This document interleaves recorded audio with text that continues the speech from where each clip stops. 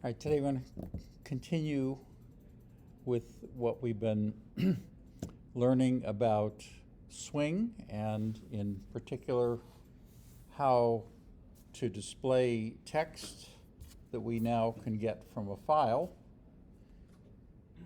And the thing about what I hope you're getting, apart from some of the specifics about how to do the particulars of the way Java does it, more importantly are just a couple things I hope you're noticing.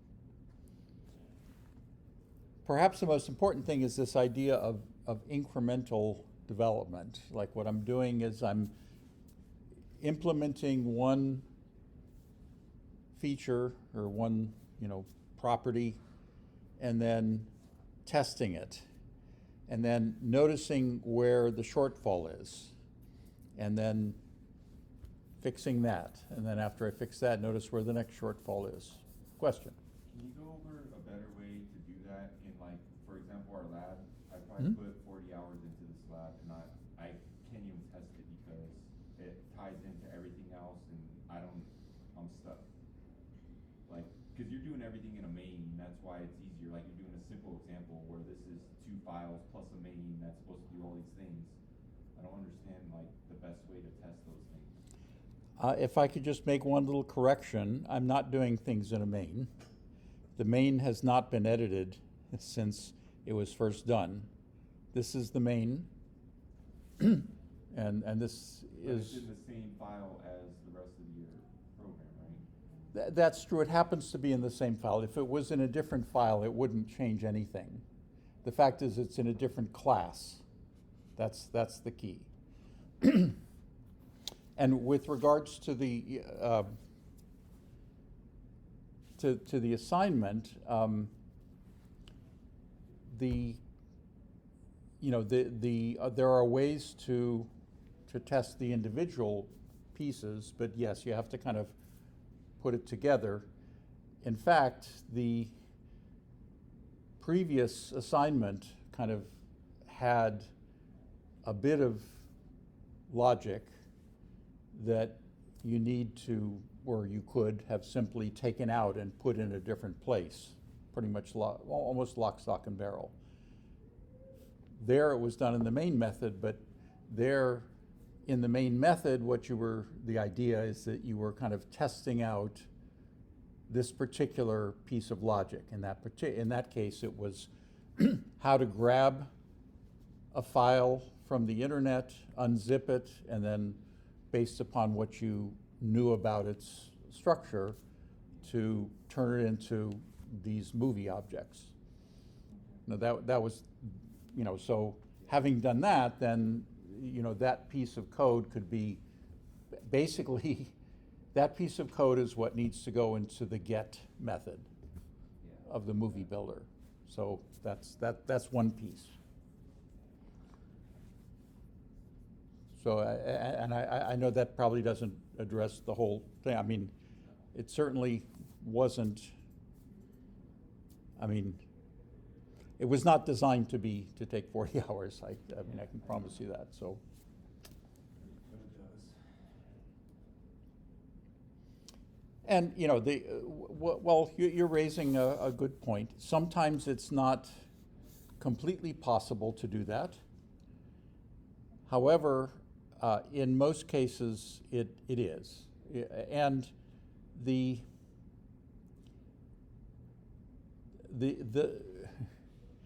approach should be, or at least the approach that it's being advocated, and this is the approach that I use in larger development. In fact, I just had a meeting on yesterday for a new simulation I'm developing for NavSup, and there's a whole list of things they want it to do, and there are some other pieces that it needs to interact with. So there are 2 elements to that. One is there's one piece of software that kind of exists that is being developed by someone else. There's and has actually been developed to a certain extent. And then there's the piece that I'm developing, and it is still very far from completely implementing all of its features. But what I was able to do was have a model that does something, even though it doesn't do everything. And then once that is in hand, then the integration piece is what can happen next. And once it's integrated and the full loop has been closed, then all the new developments can be made here. Now, as it applies to what we've been doing so far what we've done is we've found a way to make buttons, make them live, put them on menus, make them do the same thing. We've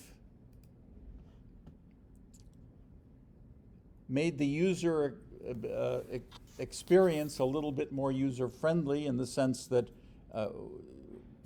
we don't just sort of close the whole thing if you click the X or something like that. We say, we ask for confirmation. And if you don't confirm, then we don't close. Okay, so that was something that was added on, because in the first iteration, you close the window and the program still runs. And we said, well, we want the program to end. So we changed that to say, when you close the window, the program ends. And then we said, well, we don't want the user to accidentally close the program. We want to at least give them a chance to change their mind. So we added that. And then we added the ability to read in a file. And we did that through an action listener whose action performed allowed us to, in this case, put up a file chooser, allow you to navigate to where the file was, and choose it, and change your mind. In other words, if I say, okay, I want to open something, but then never mind, then it never minded.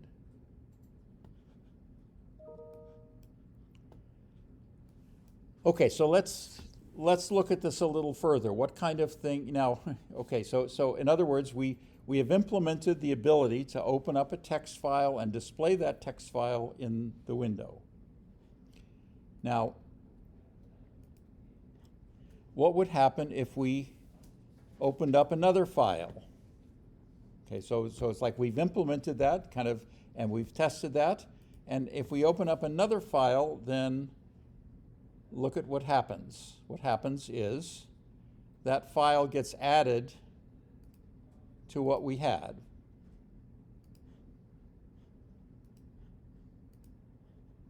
And every file that I add, it just kind of copies it into my window here. Now that may be what you want, that may be the design of thing, but that's not normal. If you use any text editor and you open up a new file, it'll do one of two things. In this particular case, if we're just dealing with one window like this, then what we really want to do is kind of delete the old stuff and copy in the new stuff. So how do we do that? Well, if we selected something, then what we're going to do is we're going to clear our text area. And now they don't have a clear. If I look, there's no clear. That would be nice. Instead, what I can do is I can set the text, or actually what I can,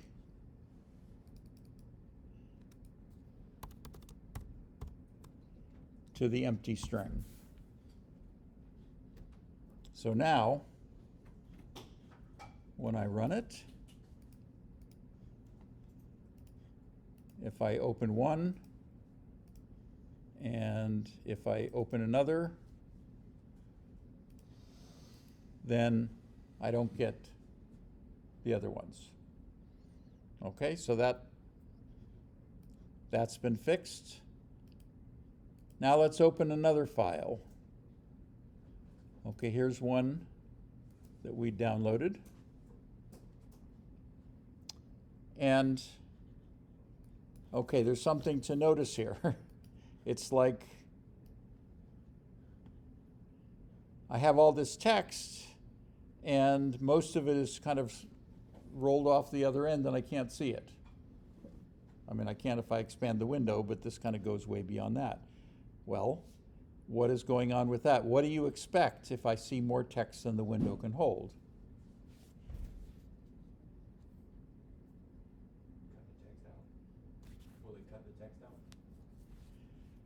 Well, if I open up a whole bunch of text, do you want it to just sort of, delete all of it?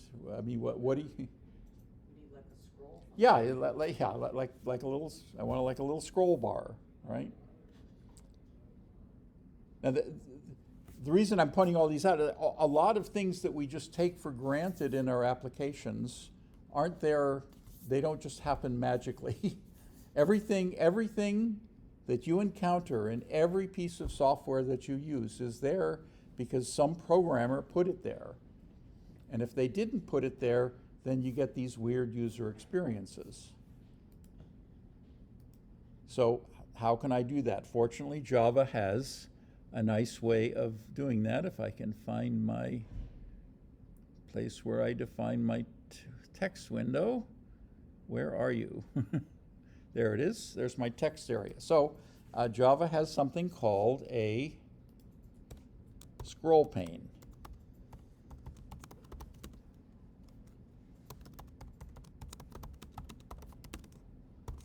And what I can do is I can put another component in it, in this case my text area. And so instead of adding the text area to my content pane, I can simply add the scroll pane. And now, if I were to open a big file like this, now, all of a sudden, I have my little scroll bar.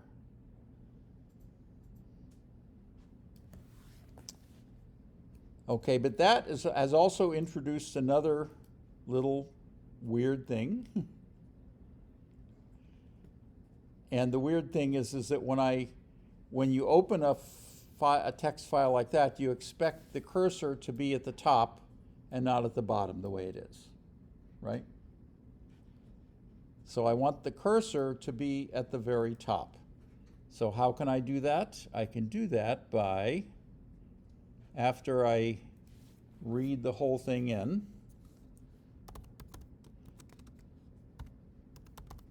there's something called the caret position. And if I just set the caret position to 0, then when I open up a file that's a little bigger, then it puts me back at the top.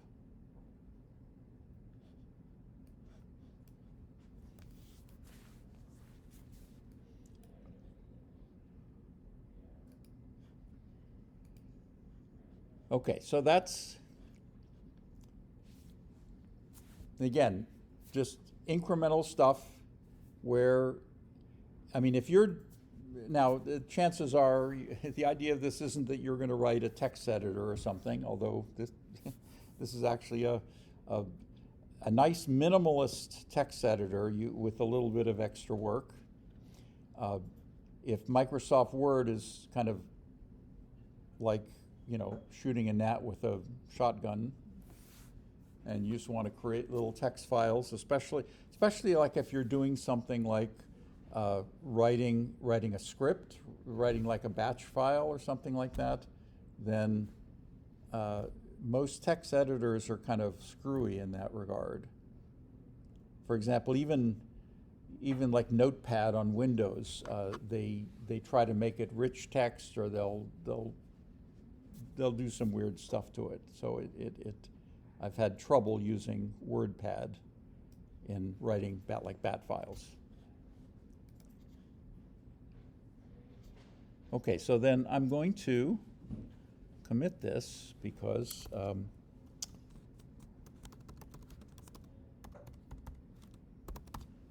basically added a scroll bar and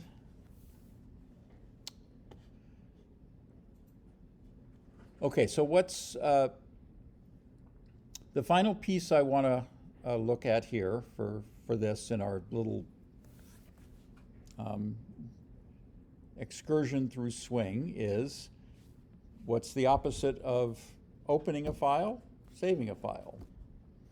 So I want to save a file, and to do that, I'm going to start by writing what I want it to do. And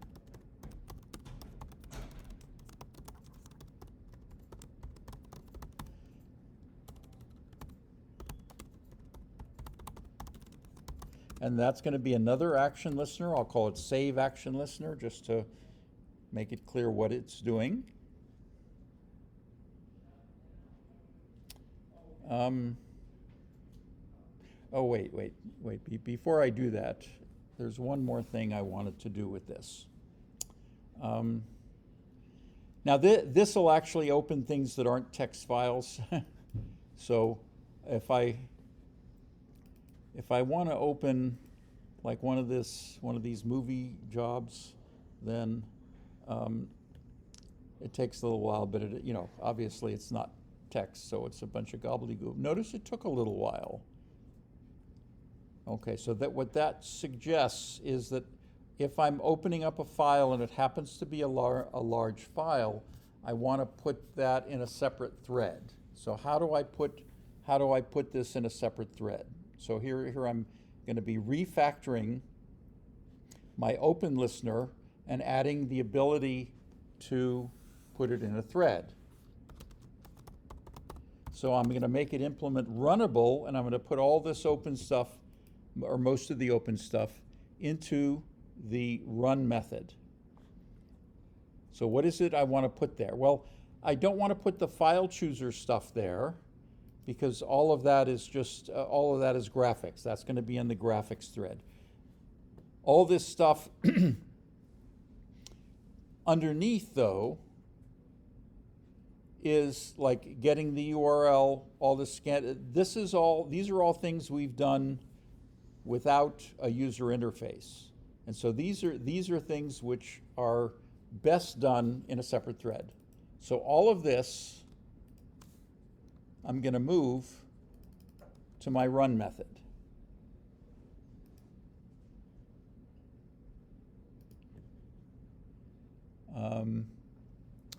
And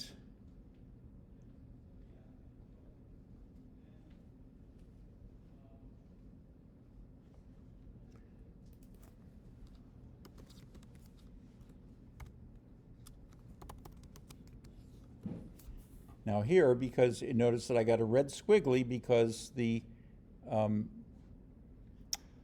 selected file was actually, remember we talked about where variables are and what their scope is? Okay, so the selected file was made a local variable, and so once I moved out of that method, it lost scope, and so I couldn't refer to it. So I have two choices. One is I can kind of re-get it, and that's not, this would work, but that's not really ideal. In other words, I've gotten the selected file, but I want the other method to have access to it. Now, if I want a method to have access to a variable, I have two choices. I can give it access, and how do I give it access? I could make it an instance variable, or I could pass it as an argument. Now, I can't pass it as an argument to the run method because the run method is specified as having 0 arguments. So what I can do is instead I can make it an instance variable of this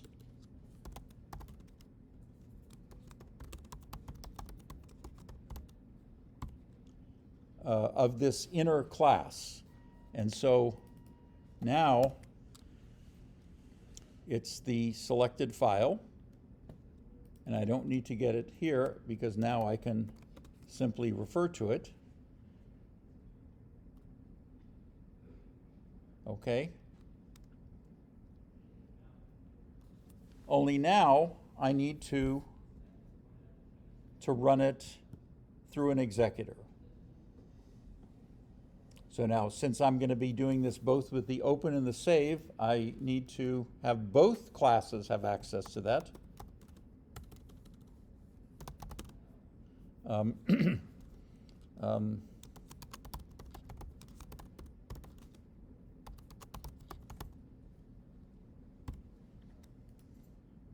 So I'm going to create an executor, and then somewhere where I'm instantiating stuff,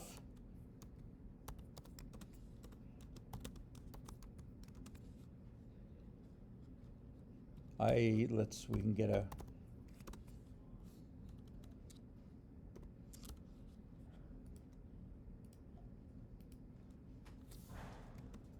oops, not executors. I wish they'd named it new. Oh, we'll make it a cache thread pool.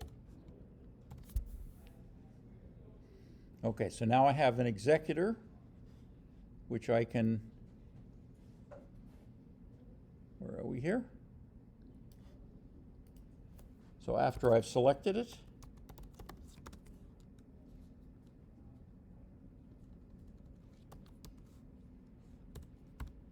I can submit for it. No, I can execute.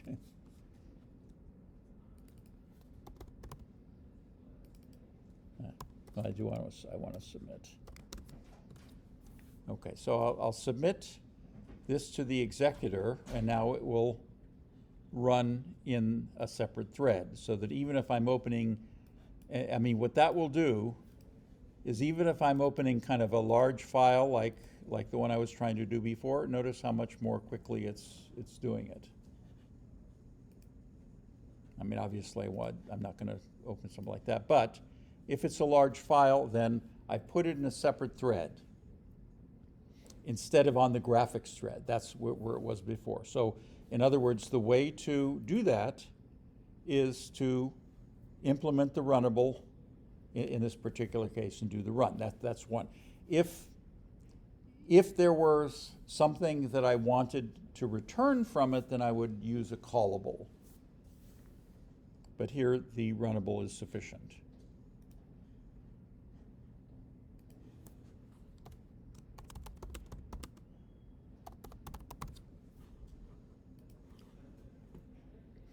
Okay, so to get back to my save action, I'm going to make that a runnable as well.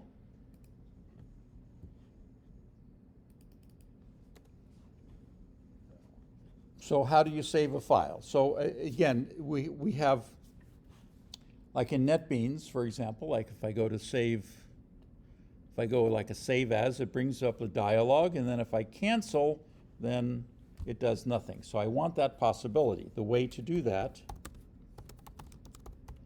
is to, now I can reuse this file chooser by showing a save dialog.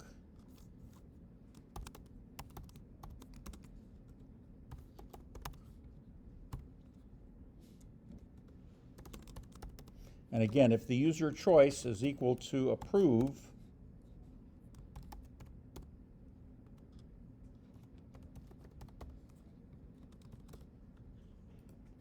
why aren't you? Yeah, approve option. If I approve it,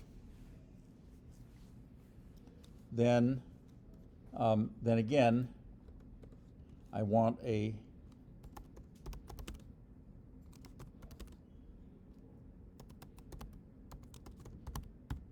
instance variable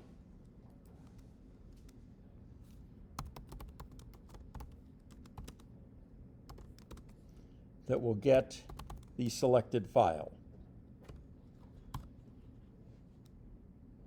And then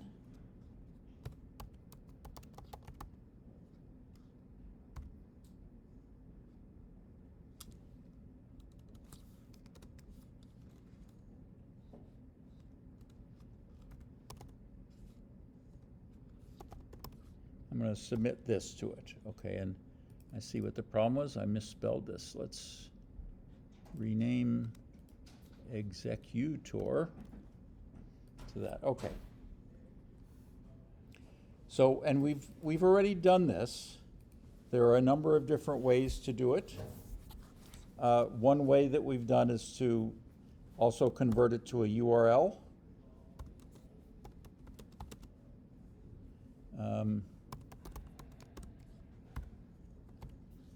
And we do that first to a URI and to a URL.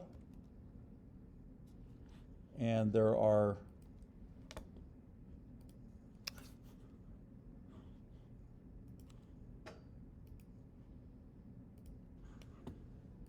malformed exceptions.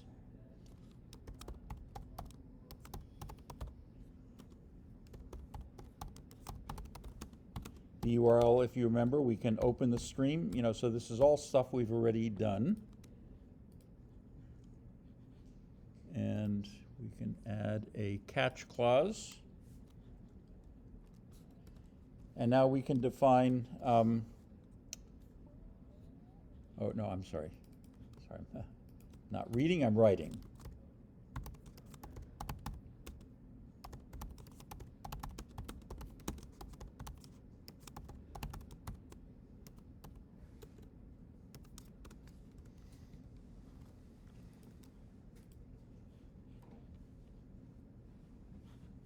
Okay, so we have a file writer, and with a file writer, what we can do is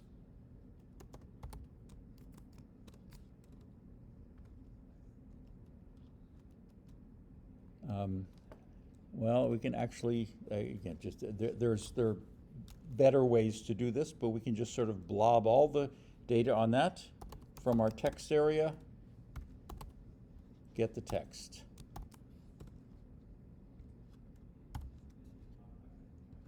And then close it.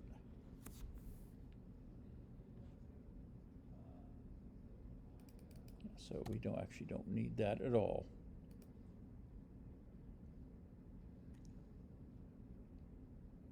Okay, so now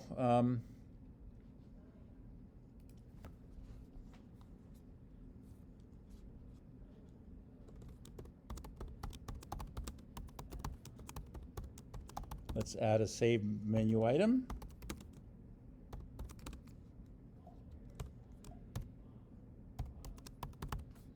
Oops.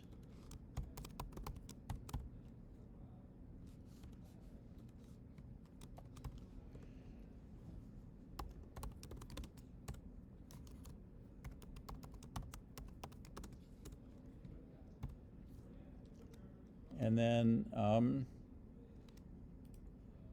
okay, we're just using these as local variables. That's not the best, but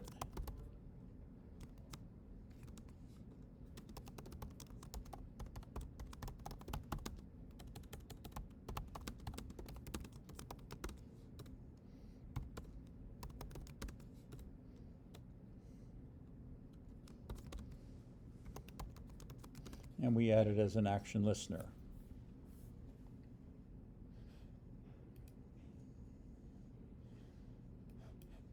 Okay, so now, since it's, let's test this out. So if we hit save, then nothing happens.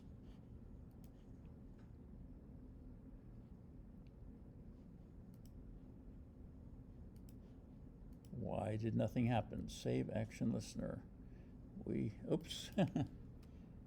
All right, so these computers are just, Java is such a stupid thing. It does exactly what I told it to and not what I wanted it to. It listens to the button listener, not the save action listener.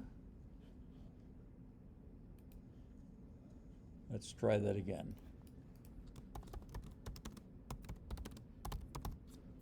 Oops.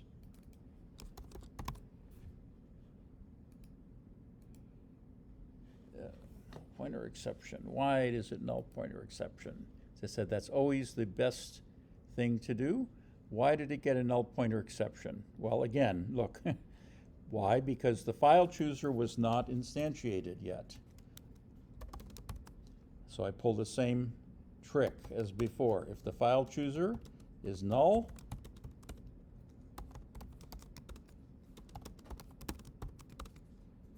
and what I'm going to do is I'm actually going to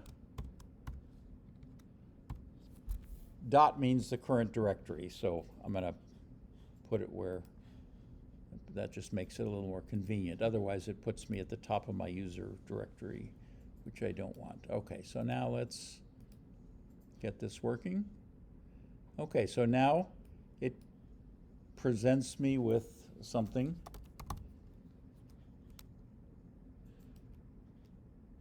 Oops.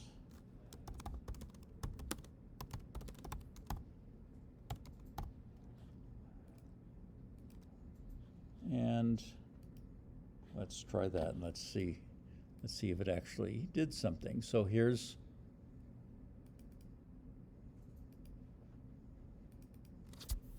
okay, so here's what it saved. And then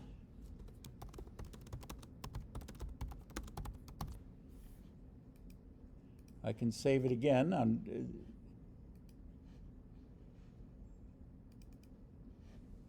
and notice what it did was it just kind of clobbered what I had before. In fact, what I can do, if I do something like, if I open up like one of these bigger text files, and I save that, okay, now it remembers what I had there, but if I save that, now all of a sudden my file is just clobbered with what I had before. Okay, so what's going on there? Well, what do you expect your application to do if you go to save a file and that file exists? Overwrite it? Well, yeah. Do you want it to just silently overwrite it regardless? Ask you if you. Yeah. In other words, hey, you're about to clobber this file. Okay, so you have your one copy of your thesis document, and then you're writing an email to someone and you want to save it, and you save it and clobber your thesis document by accident. All right, so you want to say, hey, you're about to overwrite this file. Do you really want to do that? Do you really want to do that? Again, since I've done a little bit here, I want to commit this. So, okay. So what do we want to do? We want to confirm this. So before, okay, we get the approve option, we get the saved file, but before we submit it to our executor, we want to confirm. So how do we do that? Well, actually, okay, so now how can we decide that? Remember that when we talked about the file class, it had a method called exists. And exists is either true or false, depending on whether it exists or not. So if our saved file exists, then we want to confirm the overwrite. And the way we do that is with our, what we talked about previously with this J option pane, show confirm dialog. And again, we have to put a bunch of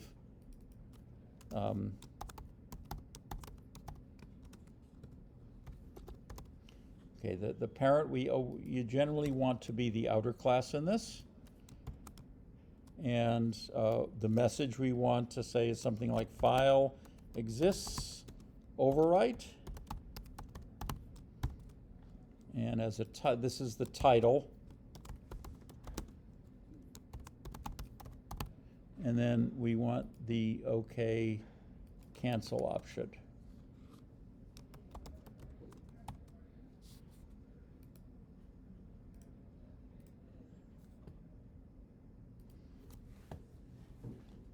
And now, if the confirm overwrite is the OK option, then, and only then, do we submit to this. Oops. Okay, so let's see how that plays out.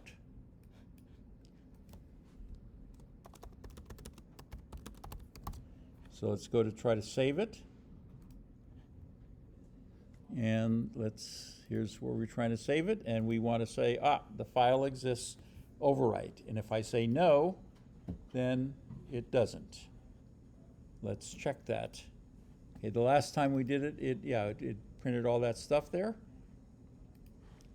So let's save it now. Overwrite it, yes. And now we have the new one.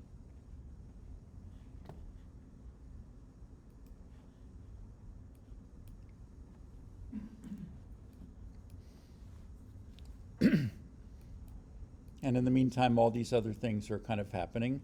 And the one last little thing is that this organization of the file menu is a little bit different than what we expect. Usually the exit is the very last one, and then a lot of times there's like a little separator to show the different functionality. We can do that one last tweak by just reordering the way that we're kind of doing that. In other words, where's the exit? Yeah, the exit menu item we want to put in last. So what I will do is I'll actually move that down to the last thing. And before I do that, I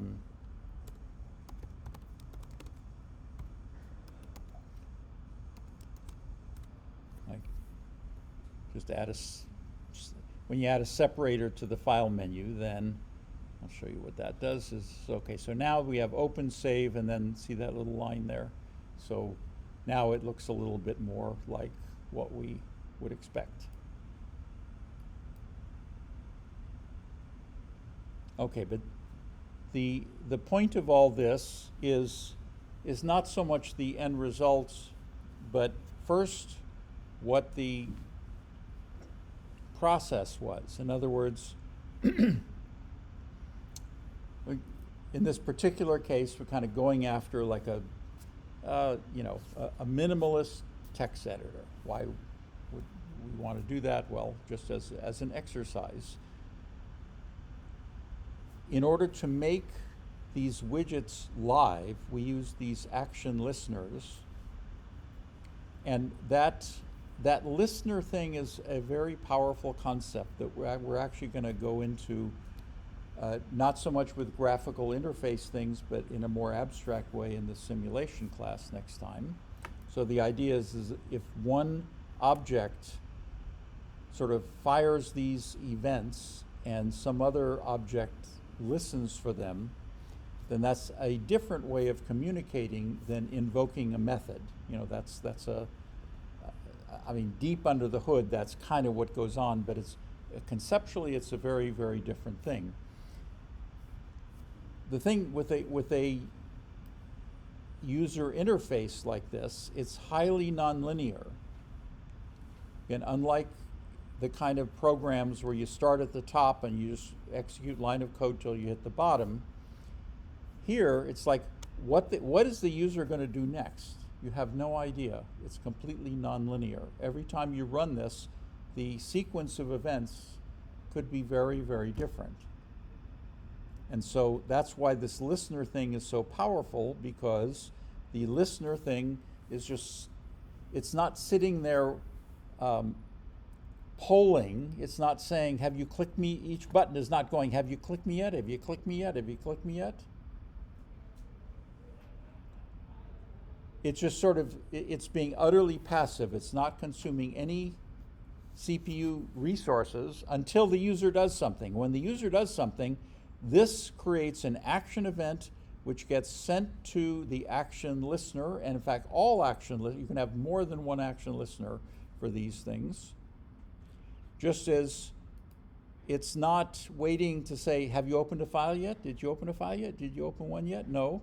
When the user clicks open, then it sends an action event to that action listener instance, which then does what you ask it to, which is to put up a file chooser, an open dialog that says, hey, do you want to open something? And if you don't, you say you don't. And if I want to save something, then it opens up a save dialog where it gives me the option to name the thing that I'm saving. So that way of, thinking about the way that the user interacts with your application is one that it goes way beyond Java. I mean, if you're writing a web application, like in JavaScript, for example, I mean, that's the kind of thing that you want to be doing with that as well, because you don't know what the user is going to do next, usually. Okay, so